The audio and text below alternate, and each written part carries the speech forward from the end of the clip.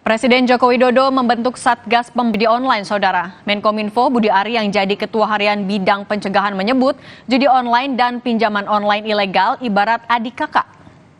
Menkominfo Budi Ari Setiadi bilang, struktur Satgas Judi Online bentukan Presiden Jokowi terdiri dari Menko Polhukam sebagai Ketua Satgas, Menko PMK sebagai Wakil Ketua, Menkominfo sebagai Ketua Harian Bidang Pencegahan, dan Kapolri sebagai Ketua Harian Bidang Penindakan. Menanggapi temuan PPATK terkait kaitan judi online dan pinjaman online ilegal, Budi Ari bilang judi online dan pinjol ilegal bertalian ibarat adik kakak sekandung.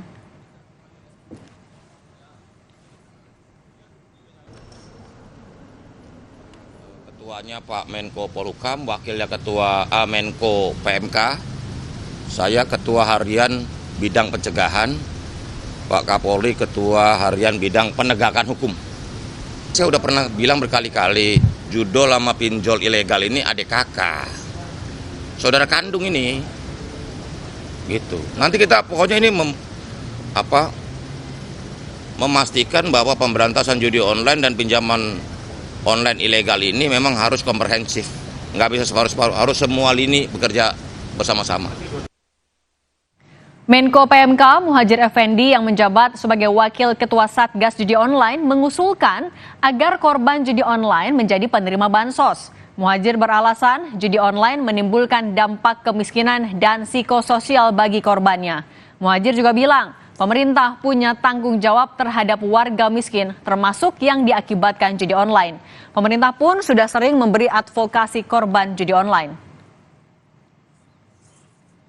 Kemenko PMK nanti kalau memang sudah ditangani oleh Pak Menko Polhukam, kita membenahi dari sisi dampaknya aja. Seperti apa dampaknya, Pak? Dampaknya seperti apa? Ya termasuk banyak yang menjadi miskin baru, itu menjadi tanggung jawab kita, gitu, tanggung jawab dari Kemenko PMK. Ya kita sudah banyak sekali memberikan advokasi mereka yang korban judi online ini, misalnya kemudian kita masukkan di dalam GTKS sebagai penerima bansos. Ya, kemudian mereka yang mengalami gangguan psikososial, kemudian kita minta Kemensos untuk turun untuk melakukan pembinaan, pemeliharaan. Kunjungan kerja ke Pandeglang, Banten, Menteri Sosial Tri Risma hari ini merespons usulan korban judi online menjadi penerima bansos. Kata Risma, pemberian bansos untuk korban judi online berdasarkan data terpadu kesejahteraan sosial atau DTKS dan penerimanya masuk kategori keluarga miskin dan termasuk korban judi online. Ya kan harus ada datanya, kalau nggak ada datanya kan nggak bisa, kan seperti TPPO kami punya, ada yang kirim surat ke saya, dia katanya bekas